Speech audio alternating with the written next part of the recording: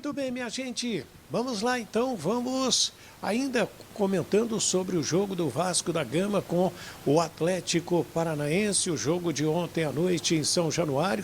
A repercussão foi muito positiva, os vascaínos felizes, 2 viradas seguidas de 2-1. Tem uma vantagem, é pequena a vantagem, mas é uma vantagem e ela não pode ser menosprezada. Você concorda? Então, e levar lá para o dia 11 de setembro, quando o Vasco estará enfrentando o Atlético na cidade de Curitiba. E vai ser difícil? Com a maior certeza. É um jogo extremamente difícil. O Vasco da Gama venceu 2 vezes seguidas ao Atlético e o time paranaense vai tentar fazer de tudo para segurar a equipe carioca e não permitir que o Vasco chegue às semifinais. E o Vasco tem que jogar com inteligência. Muitos elogios ao trabalho do técnico Rafael Paiva pelas substituições que deram certo, né? O esforço entrou muito bem no jogo. O baixolinha lá, o Jean Davi, agradou bastante. O Ryan também teve uma boa participação no jogo do Vasco da Gama.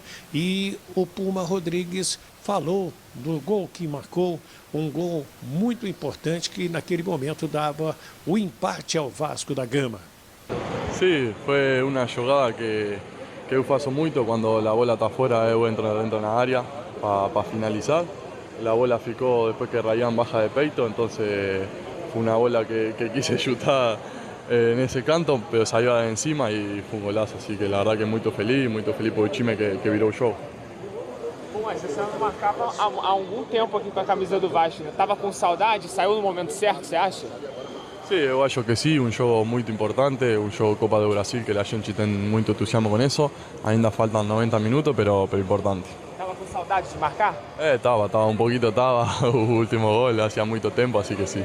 Ô Puma, a importância também da vitória nesse jogo, a gente sabe que havia todo um clima de muita animosidade por conta do que aconteceu segunda-feira, uma coisa meio esquisita, enfim, e aí no final o Vasco consegue repetir a história do jogo passado, saiu atrás, conseguiu a virada, festa da torcida e agora mais importante ainda por ser Copa do Brasil. Como é que você avalia a relevância desse resultado e o que você acha que fez a diferença para a vitória hoje do Vasco?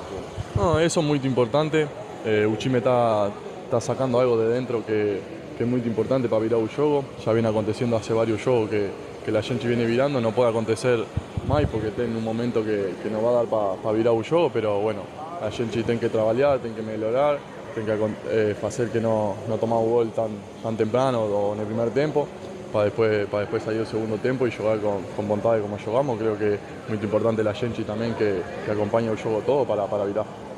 Como é que foi a tua preparação para esse jogo, visto o ocorrido com o teu companheiro com esquerda, que você já sabia da suspensão do Paulo Henrique, que vem sendo titular, e você entra num jogo tão importante, né, que é um mata-mata, com essa responsabilidade consegue corresponder. Como é que foram esses últimos dias aí de preparação e a tua expectativa para o jogo? É difícil, a verdade é difícil, me vengo preparando há muito tempo para jogar. Bueno, Paulo Henrique está em um bom momento, assim que tem que aproveitar também. Pero bueno, a gente tem que estar preparada sempre que toca entrar no jogo, fazer a coisa bem, tentar dar o melhor para o time. E bueno, difícil obviamente por a pérdida de izquierda. Mais uma vitória de virada, mais uma remontada do Vasco, a segunda seguida contra o Atlético. O que está acontecendo com a equipe assim? Por um lado é bom que a equipe consegue reagir no meio da partida, mas por outro a equipe tem começado muito desligada. O que está acontecendo com o Vasco? Tem que trabalhar, acontece no jogo, vem acontecendo seguido, a gente sabe que tem que trabalhar para que isso não aconteça. Bom que o time vira o jogo também, é algo para valorizar muito, pero bueno, tem que trabalhar e seguir trabalhando para empezar ganhando o jogo e que seguir ganhando e não ter que sempre virar o jogo. Como é que foi encarar o Canóbio, que é um cara que você conhece, né, da seleção uruguaia, e que dá um trabalho enorme ali pelo teu lado? Né? É um jogador muito bom, que eu conheço muito, jogamos junto na sub-20 de juveniles, assim que, bueno, difícil também, os dois nos conhecíamos mutuamente, é um jogo difícil para os dois.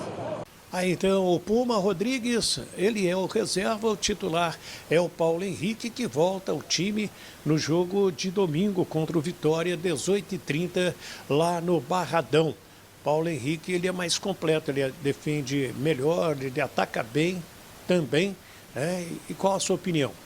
Paulo Henrique ou Puma Rodrigues? Comente aí, deixe o seu comentário, seu nome e o nome da sua cidade também. É super importante para a gente. O provável time para domingo: Léo Jardim no gol, Paulo Henrique, João Vitor, Maicon e o Lucas Piton.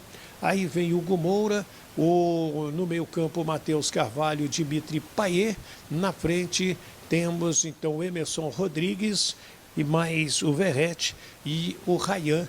É esse provável Vasco sem o Adson, que vai fazer a cirurgia na tíbia da perna direita. Também o David ainda não deverá voltar à equipe e o Ryan deverá ter uma oportunidade.